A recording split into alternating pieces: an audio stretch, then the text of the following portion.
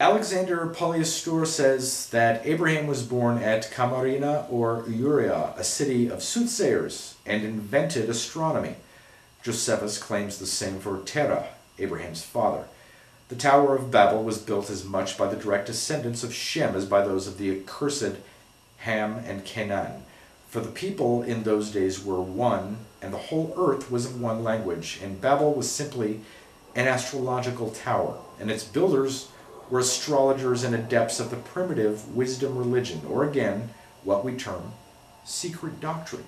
In the later Zoroastrian books, after that, Darius had restored both the worship of Ormazd and added it to the pure Magianism of the primitive secret wisdom, of which, as the inscription tells us, he was himself a hierophant. We see again reappearing the Zeruana, or boundless time, represented by the Brahmins in the chakra, or a circle, that we see figuring on the uplifted finger of the principal deities. Further on, we will show that the relation in which it stands to the Pythagorean mystical numbers, the first and the last, which is a 0, and to the greatest of the mystery gods, Io. The identity of this symbol alone in all the old religions is sufficient to show their common descent from one primitive faith. Whoso wishes to have an insight into the sacred unity, let him consider a flame rising from a burning coal or a burning lamp. He will see first a twofold light, a bright white and a black or blue light. The white light is above and ascends in a direct light, while the blue or dark light is below and seems as the chair of the former. Yet both are so intimately connected together that they constitute only one flame. The seat, however, formed by the blue or dark light is again connected with the burning matter, which is under it again. The white light never changes its color, it always remains white, but various shades are observed in the lower light, whilst the lower light, moreover, takes two directions. Above it is connected with the white light, and below with the burning matter. Now, this is constantly consuming itself, and perpetually ascends to the upper light, and thus everything merges into a single unity. Such were the ancient ideas of the Trinity in the unity as an abstraction.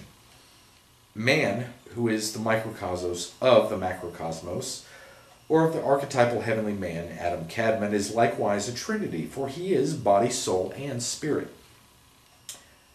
All that is created by the ancient of the ancients can live and exist only by a male and a female, says the Zohar. He alone, to whom no one can say thou, for he is the spirit of the white head in whom the three heads are united, is uncreated.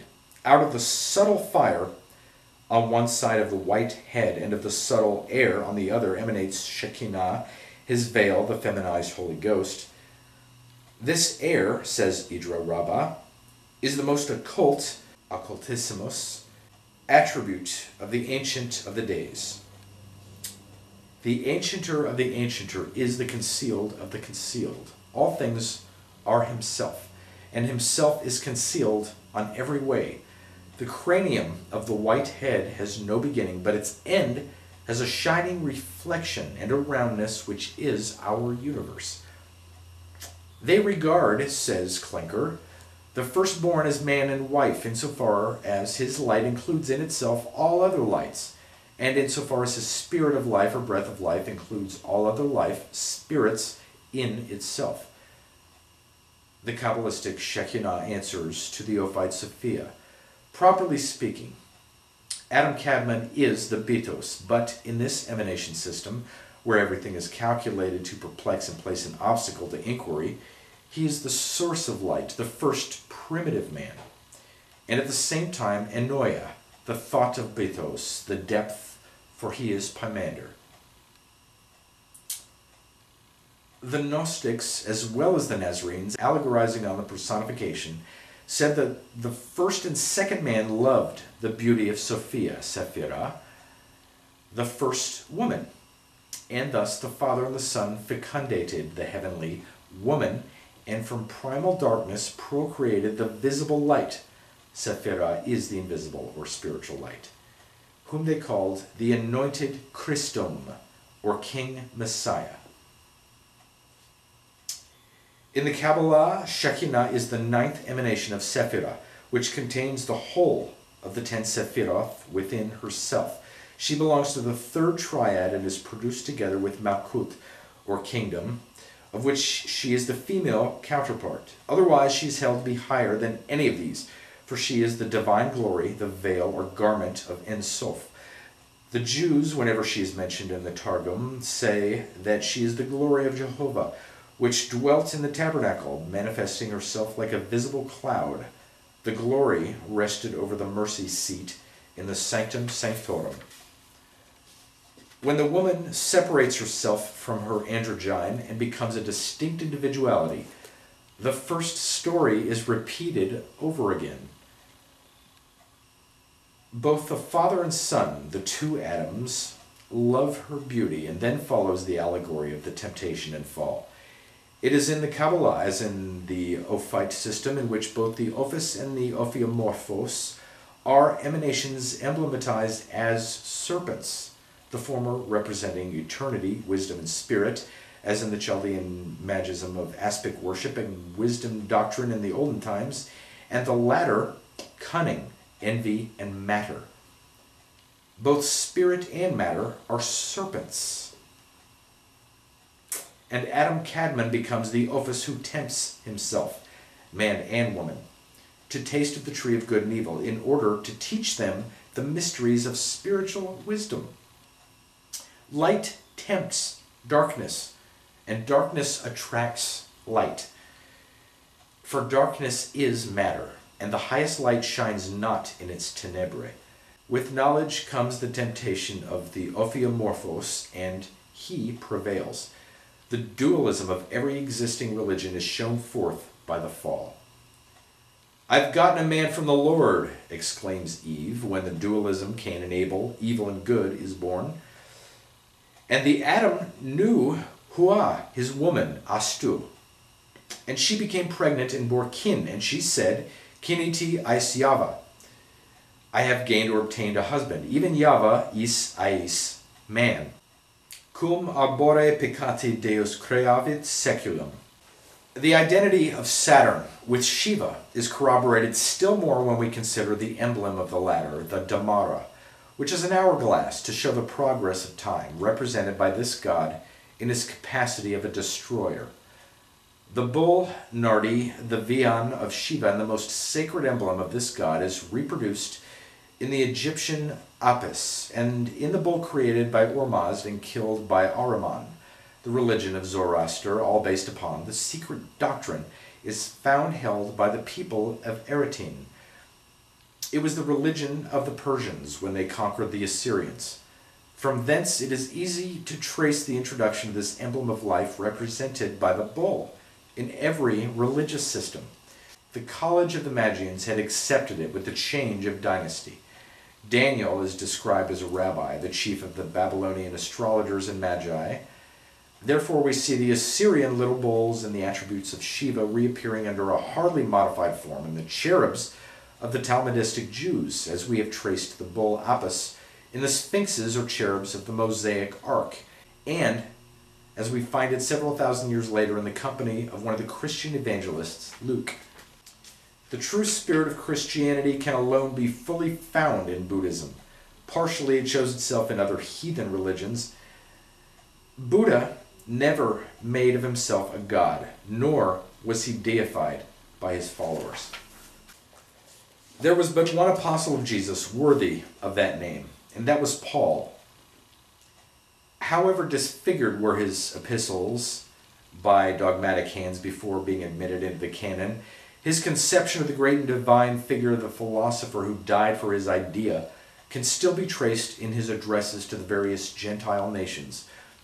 Only he who would understand him better yet must study the Philonean logos, reflecting now and then the Hindu Sabda logos of the Mimamsa school. As to the other apostles, those whose names are prefixed to the Gospels, we cannot well believe in their veracity when we find them attributing to their master miracles surrounded by circumstances recorded, if not in the oldest books of India, at least in such as antedated Christianity, and in the very phraseology of the traditions.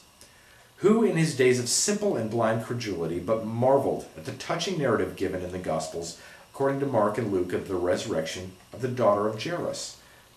Who has ever doubted its originality? And yet the story is copied entirely from the Hari Purana and is recorded among the miracles attributed to Krishna. And here Vyasa, the poet pantheist of India, who for all the scientists can prove may have lived as Jacoliot has it some 15,000 years ago, discoursing on Maya, the illusion of the senses. All religious dogmas only serve to obscure the intelligence of man. Worship of divinities, under the allegories of which is hidden respect for natural laws, drives away truth to the profit of the basest superstitions. Vyasa Maya. We must not forget that the Christian Church owes its present canonical Gospels, and hence its whole religious dogmatism, to the Sortes Sanctorum, unable to agree as to which were the most divinely inspired of the numerous Gospels extant in its time. The mysterious Council of Nicaea concluded to leave the decision of the puzzling question to miraculous intervention.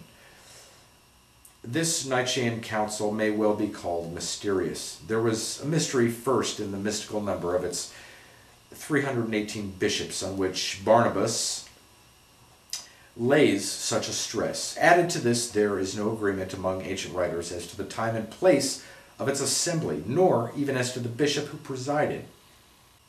Notwithstanding the grandiloquent eulogium of Constantine, Sabinus, the bishop of Heraclea, affirms that except Constantine, the emperor, and Eusebius Pamphilus, these bishops were a set of illiterate, simple creatures that understood nothing, which is equivalent to saying that they were a set of fools.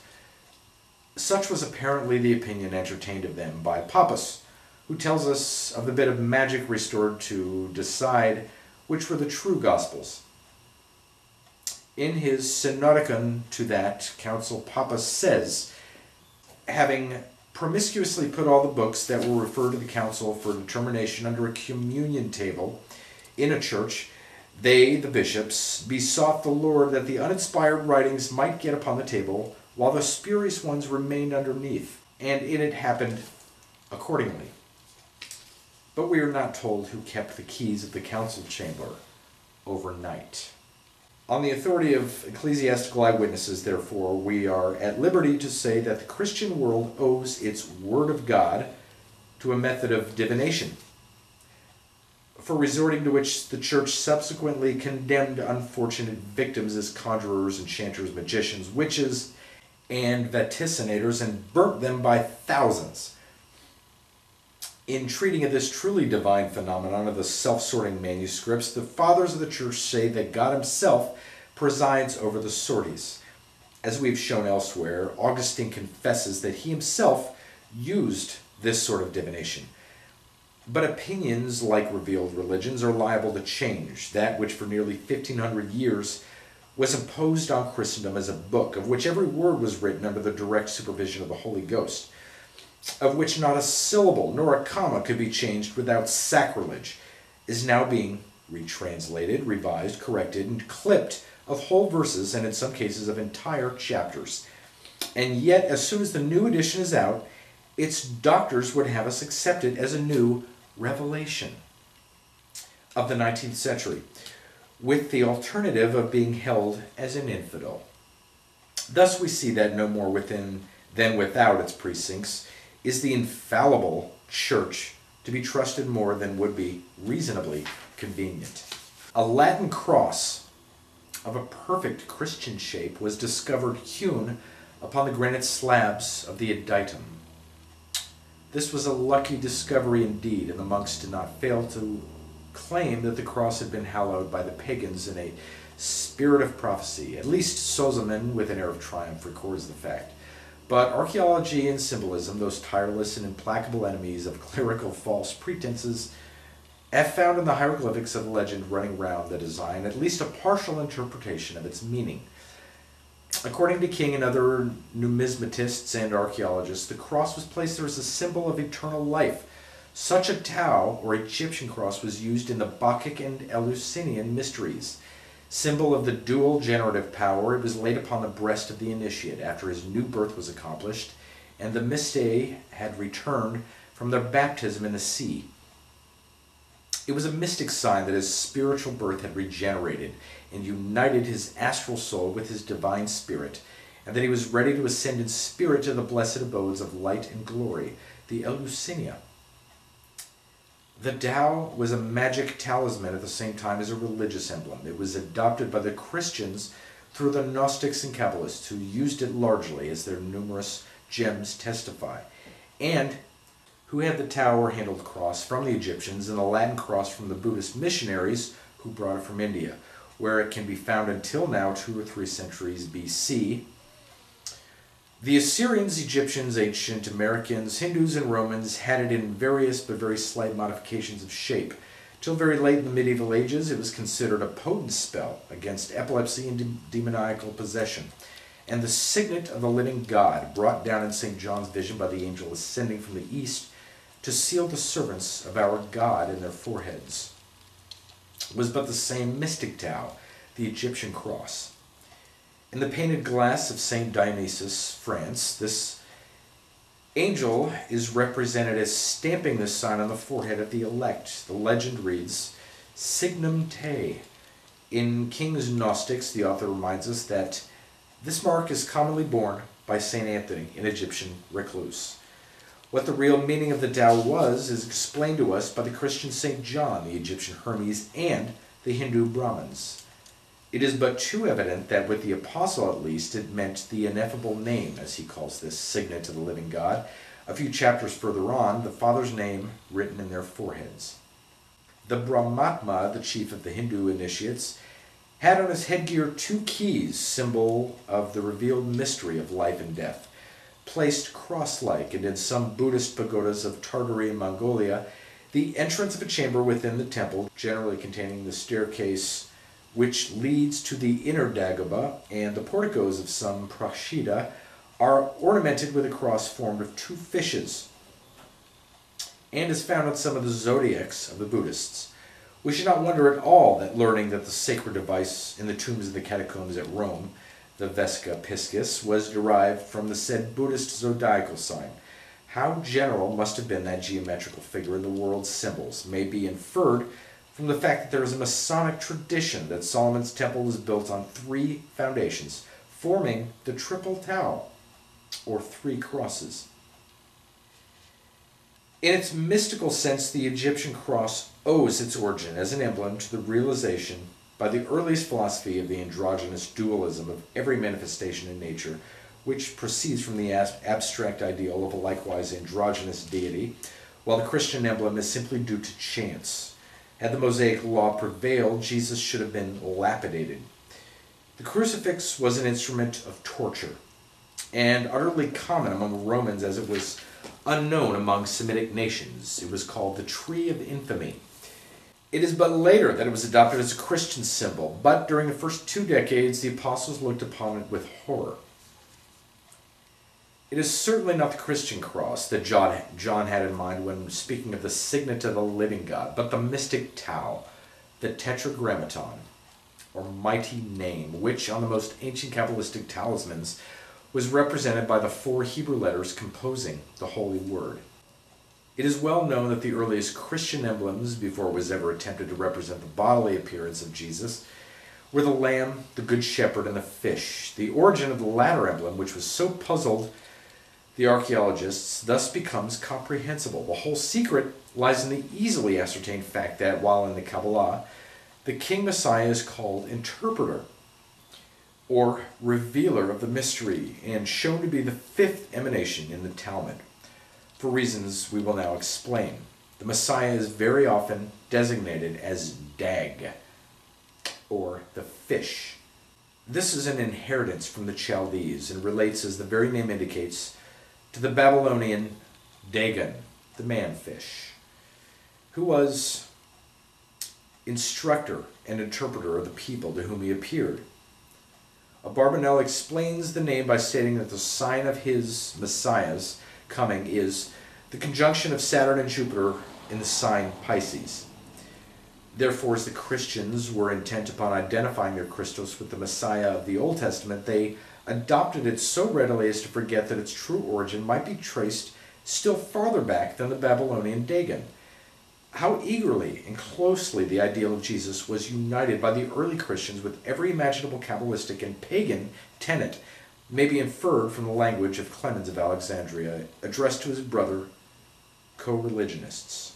When they were debating upon the choice of the most appropriate symbol to remind them of Jesus, Clemens advised them in the following words: "Let the engraving upon the gem of your ring be either a dove or a ship running before the wind, the arga, or a fish." Was the good father, when writing this sentence, laboring under the recollection of Joshua, son of Nun, called Jesus in the Greek and Slavonian versions? Or had he forgotten the real interpretation of these pagan symbols?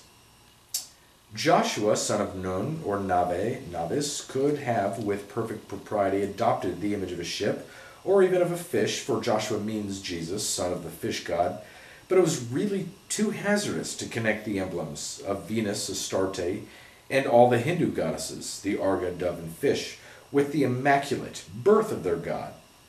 This looks very much as if in the early days of Christianity, but little difference was made between Christ, Bacchus, Apollo, and the Hindu Krishna, the incarnation of Vishnu, with whose first avatar the symbol of the fish originated.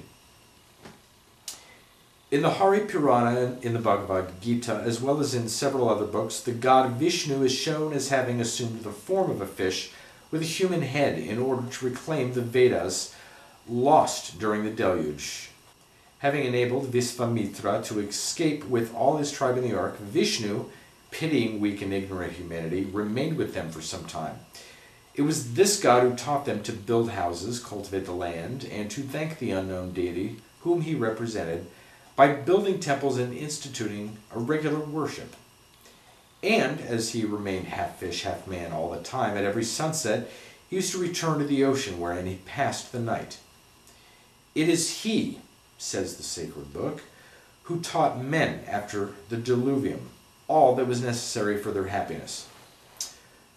One day he plunged into the water, returned no more, for the earth had covered itself again with vegetation, fruit, and cattle. But he had taught the Brahmins the secret of all things, Hari Purana. So far, we see in this narrative the double of the story given by the Babylonian Berosus about Oannes, the fishman, who is no other than Vishnu, unless indeed we have to believe that it was Chaldea which civilized India.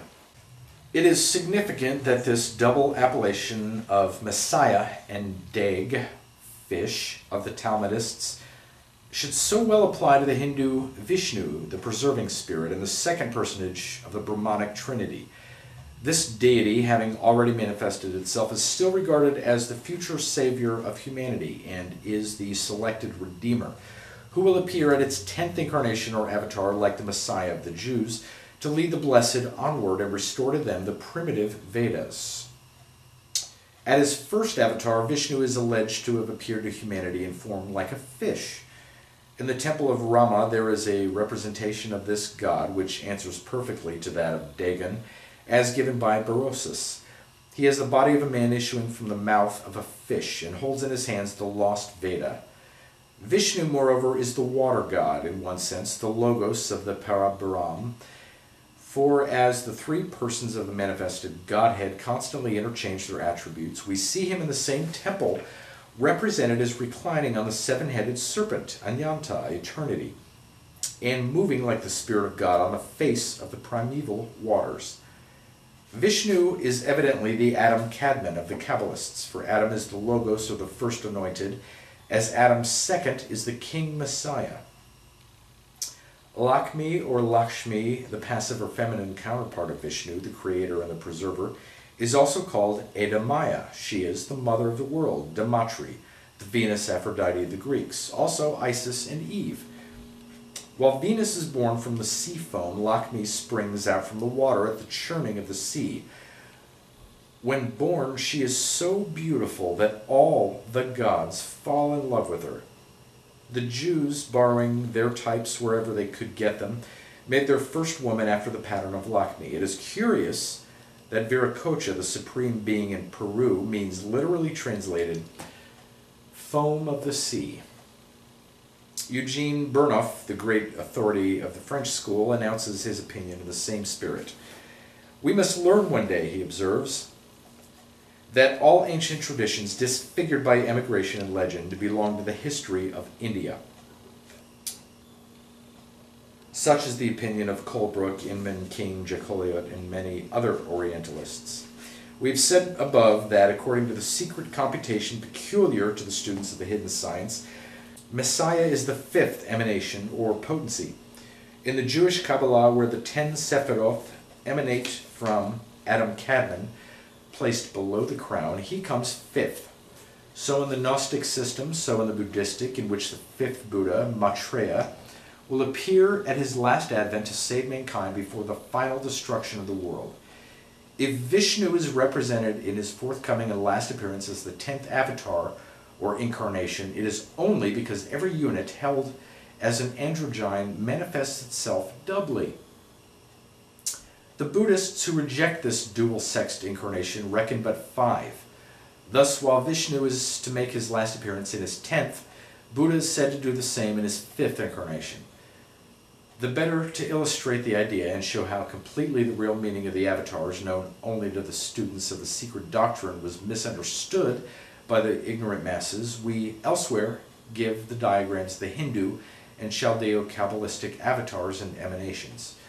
This basic and true fundamental stone of the secret cycles shows on its very face that, far from taking their revealed Vedas and Bible literally, the Brahmin pundits and the Tanaim, the scientists and philosophers of the pre-Christian epochs, speculated on the creation and development of the world quite in a Darwinian way, both anticipating him and his school in the natural selection of species, gradual development, and transformation.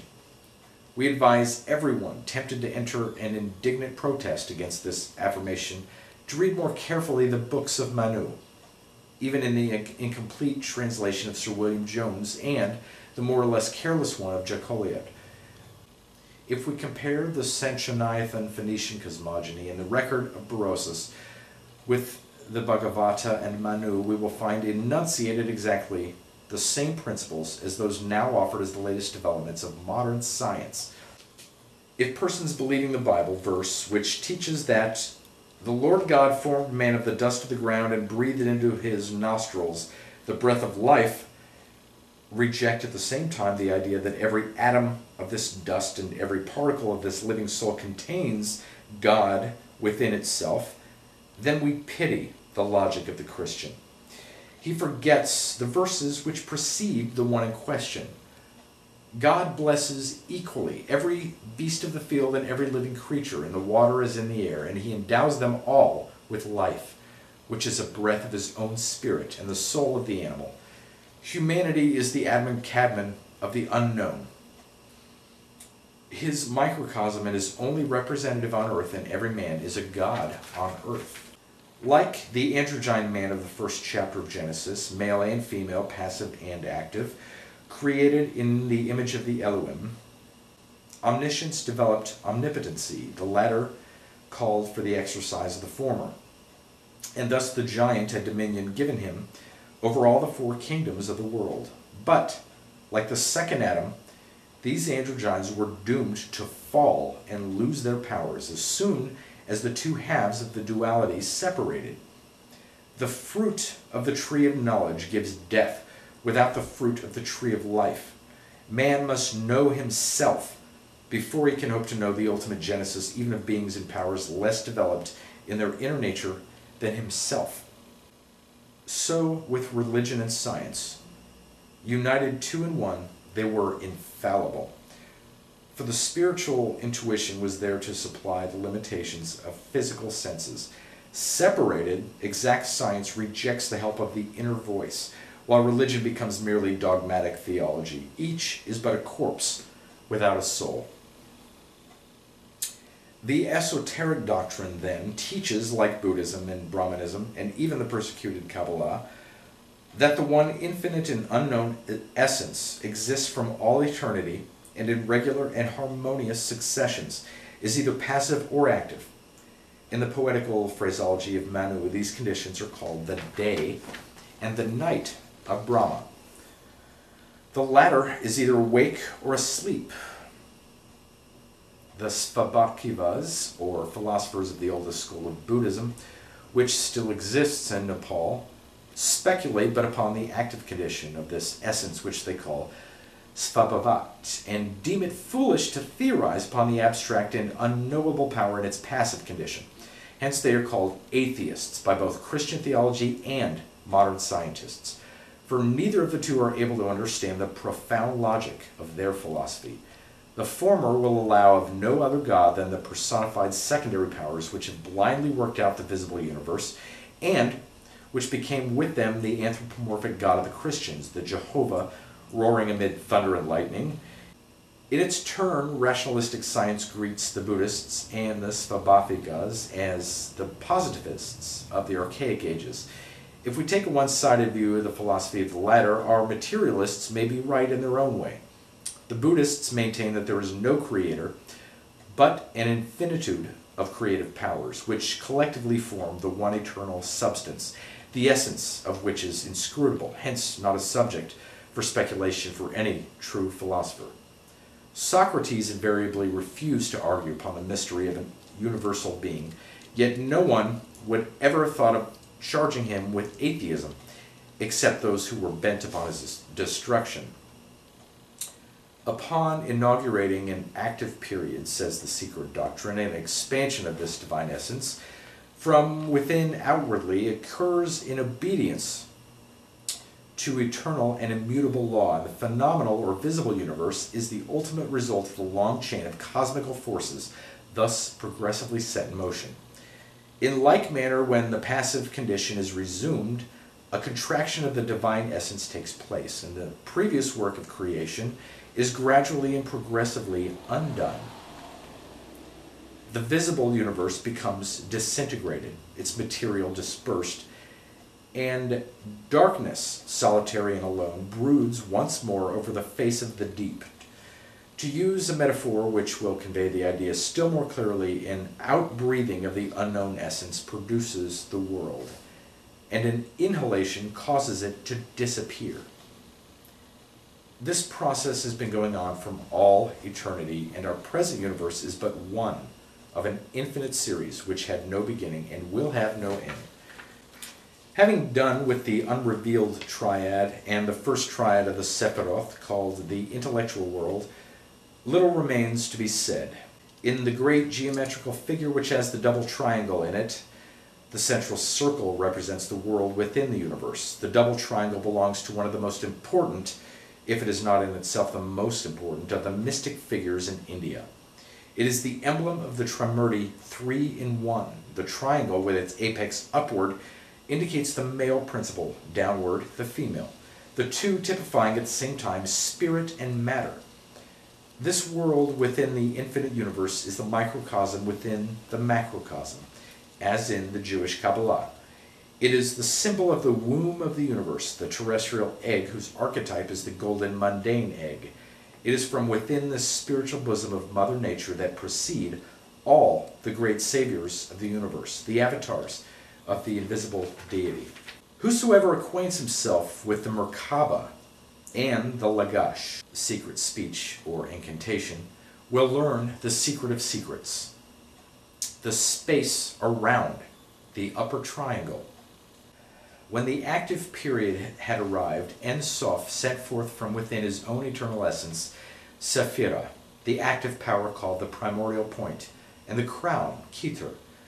It is only through her that the unbounded wisdom could give a concrete form to his abstract thought. Two sides of the upper triangle, the right side and the base, are composed of unbroken lines. The third, the left side, is dotted.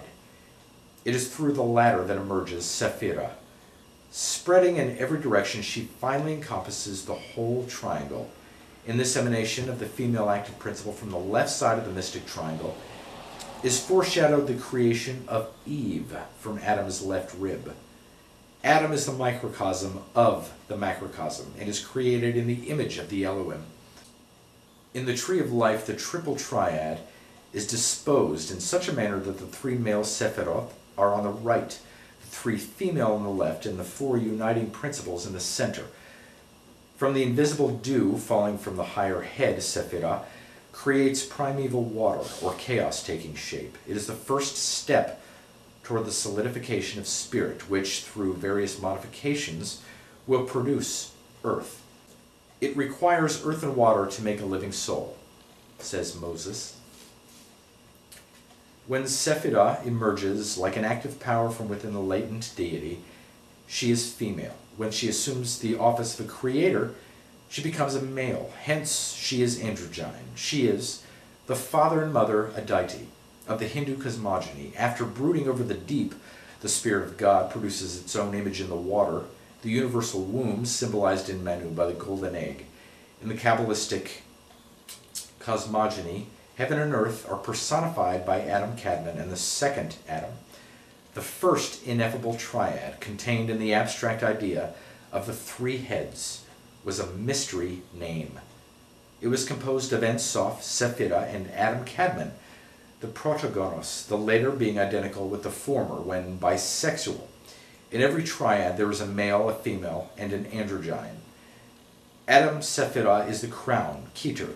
It sets itself to the work of creation by first producing Chokmah, male wisdom, a masculine active potency represented by Jah, or the wheels of creation from which proceeds Binah, intelligence, female and passive potency, which is Jehovah, whom we find in the Bible figuring as the supreme. But this Jehovah is not the Kabbalistic Jod Sheva. The binary is the fundamental cornerstone of Genesis. As the binary is the unity multiplying itself and self-creating, the Kabbalists show the unknown passive Ein Sof as emanating from himself, Sephirah, which, becoming visible light, is said to produce Adam Kadmon. But in the hidden sense, Sephirah and Adam are one and the same light, only latent and active, invisible and visible. The second Adam, as the human tetragram, produces in his turn Eve out of his side. It is the second triad with which the Kabbalists have hitherto dealt, hardly hinting at the supreme and ineffable one, and never committing anything to writing. All knowledge concerning the latter was imparted orally. It is the second principle, and at the same time he is Chokmah, or wisdom, while Binah, or Jehovah, is Eve. The first Chokmah issuing from Keter, or the androgyne, Adam Kadmon, and the second Binah from Chokmah. If we combine Jod, the three letters which form the name of Eve, we will have the divine tetragram pronounced Evoheva, Adam and Eve, Jehovah, male and female, or the idealization of humanity embodied in the first man. Thus it is that we can prove that while the Jewish Kabbalists, in common with their initiated masters, the Chaldeans and the Hindus, adored the supreme and unknown God, in the sacred silence of their sanctuaries, the ignorant masses of every nation were left to adore something which was certainly less than the eternal substance of the Buddhists, the so-called atheists. As Brahma, the deity manifested in the mythical Manu, or the first man born of Swayambhuva, or the self-existent, is finite, so Jehovah, embodied in Adam and Eve, is but a human God. He is the symbol of humanity, a mixture of good with a portion of unavoidable evil, of spirit fallen into matter. In worshipping Jehovah, we simply worship nature as embodied in man, half spiritual and half material at best. We are pantheists, when not fetish worshippers like the idolatrous Jews, who sacrificed on high places and groves to the personified male and female principle, ignorant of Vayo, the supreme secret name of the mysteries. Even the four ages of the Hindu chronology contain a far more philosophical idea than appears on the surface. It defines them according to both the psychological or mental and then the physical states of man during their period. Krita Yuga, the golden age, the age of joy or spiritual innocence of man. Treta Yuga, the age of silver or that of fire, the period of supremacy of man and of giants and of the sons of God. Dwapara-yug, the age of bronze, a mixture already of purity and impurity, spirit and matter, the age of doubt, and at last our own, the Kali-yug, or age of iron, darkness, misery, and sorrow. In this age, Vishnu had to incarnate himself in Krishna in order to save humanity from the goddess Kali, consort of Shiva, the all-annihilating, the goddess of death, destruction, and human misery. Kali is the best emblem to represent the fall of man, the falling of spirit into the degradation of matter with all its terrific results. We have to rid ourselves of Kali before we can ever reach moksha, or nirvana, the abode of blessed peace and spirit. With the Buddhists, the last incarnation is the fifth. When Maitreya Buddha comes, then our present world will be destroyed, and a new and better one will replace it. The forearms of every Hindu deity are the emblems of the four preceding manifestations of our earth from its invisible state, while its head typifies the fifth and last Kalki avatar, when this would be destroyed, and the power of Bud, wisdom, with the Hindus of Brahma, will be again called into requisition to manifest itself as a logos, to create the future world. The real man is the soul, spirit, teaches the Zohar. The mystery of the earthly man is after the mystery of the heavenly man. The wise can read the mysteries in the human face. In the Zohar, the soul is made to plead her freedom before God. Lord of the universe, I am happy in this world, and do not wish to go into another world where I shall be a handmaid and be exposed to all kinds of pollutions. The doctrine of fatal necessity, the everlasting immutable law, is asserted in the answer of the deity. Against thy will thou becomest an embryo, and against thy will thou art born. Light would be incomprehensible without darkness, to make it manifest by contrast. Good would be no good without evil, to show the priceless nature of the boon. And so personal virtue could claim no merit unless it had passed through the furnace of temptation. Nothing is eternal and unchangeable, save the concealed deity. Dreary and sad were the ways, and blood-covered the tortuous paths by which the world of the Christians was driven to embrace the Iranian and Eusebian Christianity. And yet, unless we accept the views of the ancient pagans, what claim has our generation to having solved any of the mysteries of the kingdom of heaven? What more does the most pious and learned of Christians know of the future destiny and progress of our immortal spirits than the heathen philosopher of old, or the modern pagan beyond the Himalaya? Can he even boast that he knows as much, although he works in the full blaze of divine revelation? We have seen a Buddhist holding to the religion of his fathers, both in theory and practice. And however blind may be his faith, however absurd his notions on some particular doctrinal points, later in graftings of an ambitious clergy, yet in practical works his Buddhism is far more Christ-like in deed and spirit than the average life of our Christian priests and ministers. The fact alone that his religion commands him to honor his own faith but never slander that of other people is sufficient. It places the Buddhist Lama immeasurably higher than any priest or clergyman who deems it his sacred duty to curse the heathen to his face and sentence him and his religion to eternal damnation.